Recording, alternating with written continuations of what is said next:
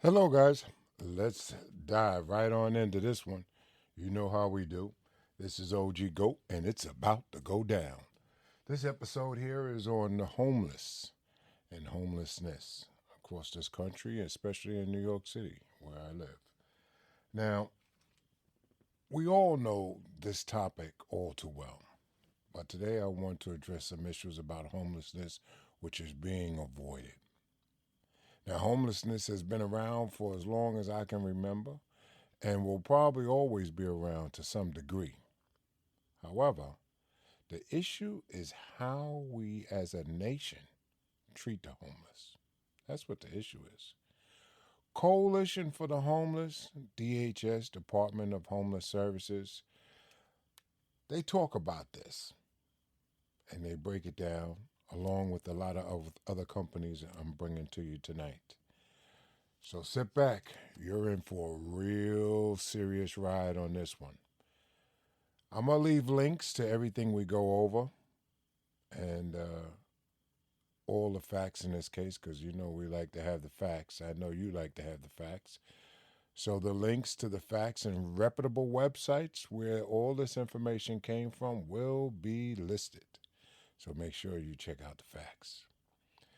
Um, Over the years, past couple years mainly, I've been thinking between the pandemic and the migrant situation and the already ongoing, you know, minimum wage and the whole 9 yards, everything. And I'm looking and I'm trying to figure out how you're bussing in.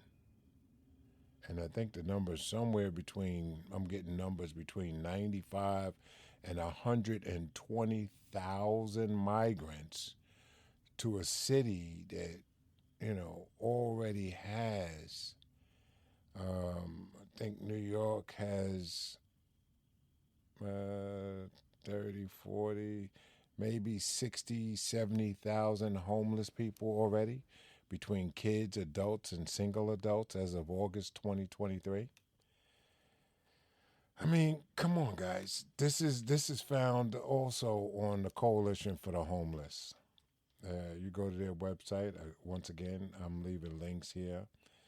And the numbers is astronomical. It's going crazy over the past 30, 40 years. It's like 6 times the amount since the mid 80s, and it seems like back in the 70s we was doing fairly okay. Not to say there was no homeless, because I think there will always be some form of homelessness, but it was nowhere what we're dealing with today.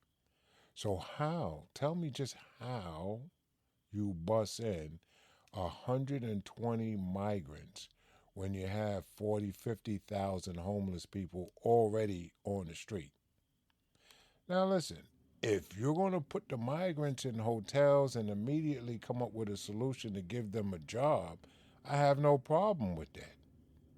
My problem is what about the homeless people that have been here already?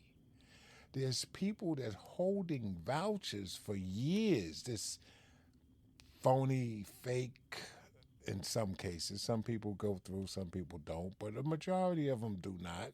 These Section 8 vouchers. Have you ever tried looking for a Section 8 apartment or apartment building or some sort of housing that accepts a Section 8? I have, for friends of mine, and let me tell you something. It is difficult. It's almost impossible. Nobody accepts them. It's like a fake document. It's like a phony $3 bill. And you got people running for it and killing themselves over this, and it's worthless. It's actually counterfeit. If you really want to be frank about it, it's counterfeit. It's fake. It's not worth the paper it's written on, basically. And it's sad that you're playing with these people's lives. This is not a joke. You got children and adults. You got people's lives at stake, and you're playing with them.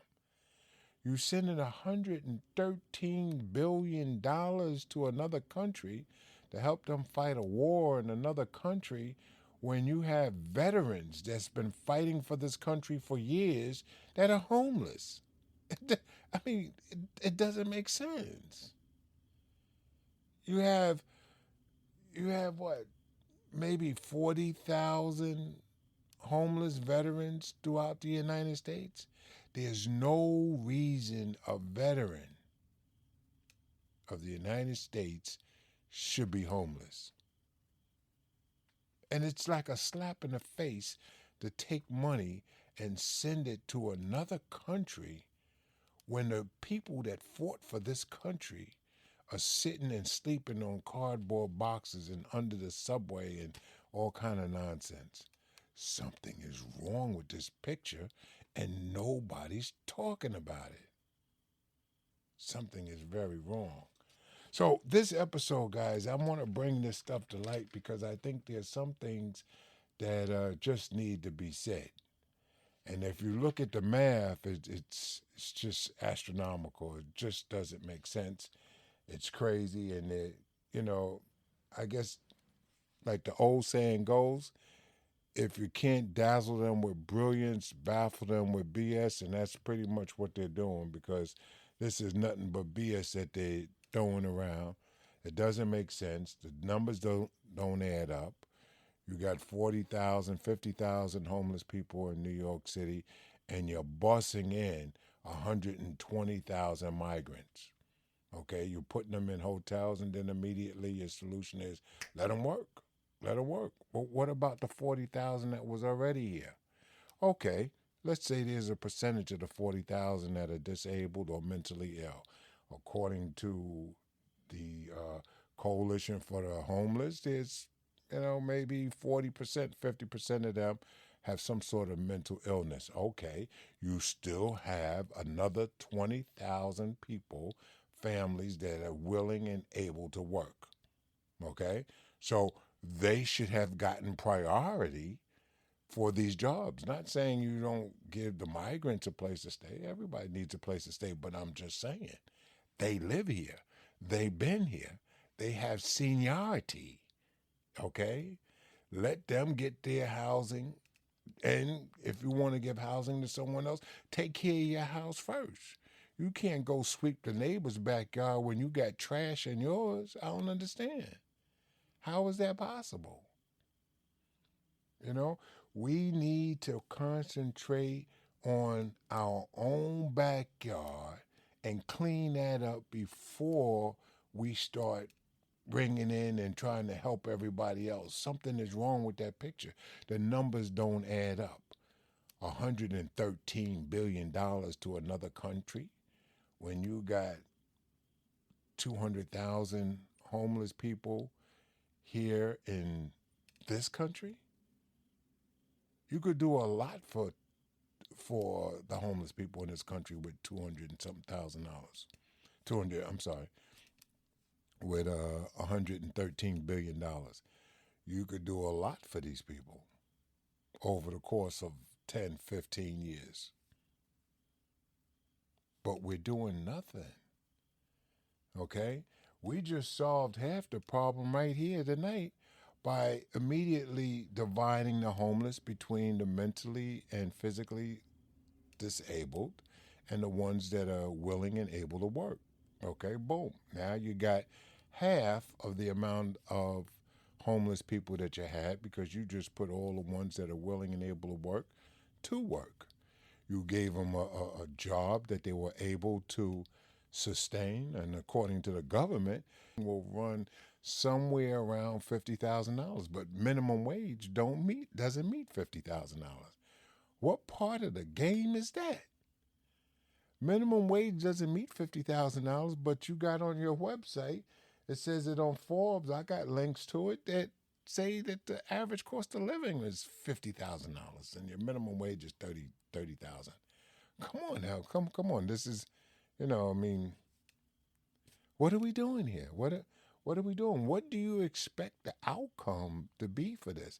And then you're worrying, then you're going to do a news program on, there's more and more homeless. Of course there's more and more homeless because there's no place for them to go. The cost of living is increasing, but your salary is not increasing with the cost of living. So it appears that your salary is getting less and less and less, even though you got small increments of, your little raises from minimum wage of $7 to $8 or whatever. But that's like comparing the tortoise and the hare. You know what I mean? Both of them are making progress, but at different rates. And the cost of living is moving a lot faster than the amount that we're getting as raises in our checks to live. Whether you making minimum wage or you're making more than minimum wage, it's just not following suit.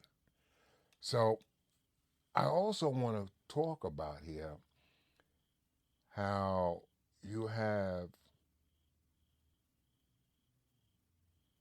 money that is given to these construction companies.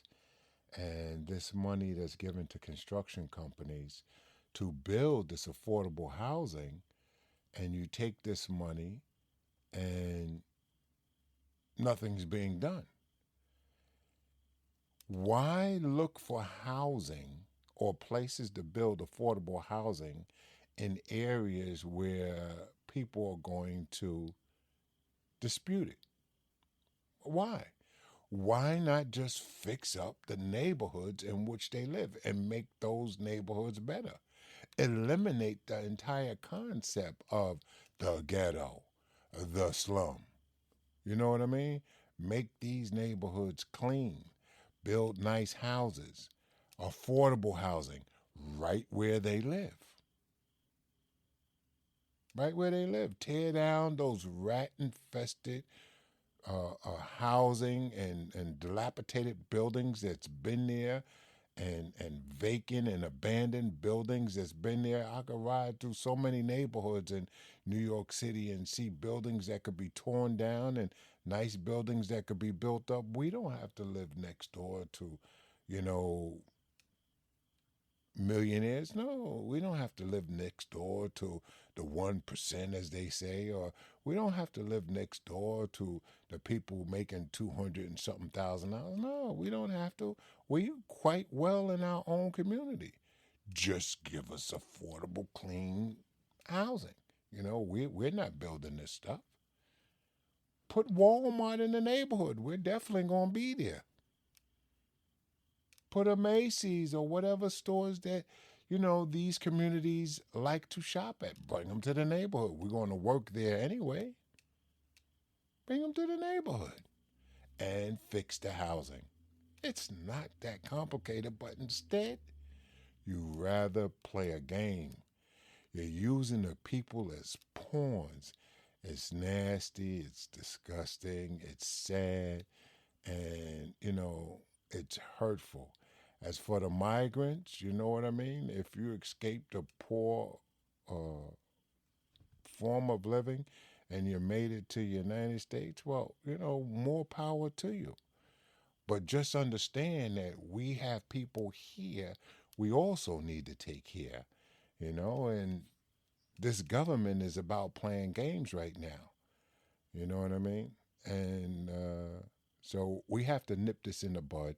I don't know who said or who thought it was a great idea to bring more people in, and you already got 40,000, as I said earlier, 40,000 homeless people in New York. So now you're bringing 113,000 migrants in. Okay, let me ask you a question. You put them in five-star hotels and you immediately say, let them work, give them a paper so they can work. But are they classified as homeless? Of course they are. They're homeless because their living situation is only temporary. The problem is how fast their situation is escalating in comparison to people that have already been here, that's been waiting 3 years for a Section 8 voucher, that's been living in homeless shelters for 3, 4, 5, and 6 years. This is the problem. What about these people? What about the residents that live here now? So listen, guys, I got a real breakdown of the video. I'm not exposing anything. I'm not saying anything that's not already out there. These people are telling on themselves. And I like to thank PBS.org for bringing this out and to do this whole episode. This was a great episode. It enlightened me to a lot of things that I didn't know about. And let me tell you, it's going to enlighten you. You must watch it. Click on the bottom link on this episode here and get busy. This is your pod host, OG Goat, and we're signing out.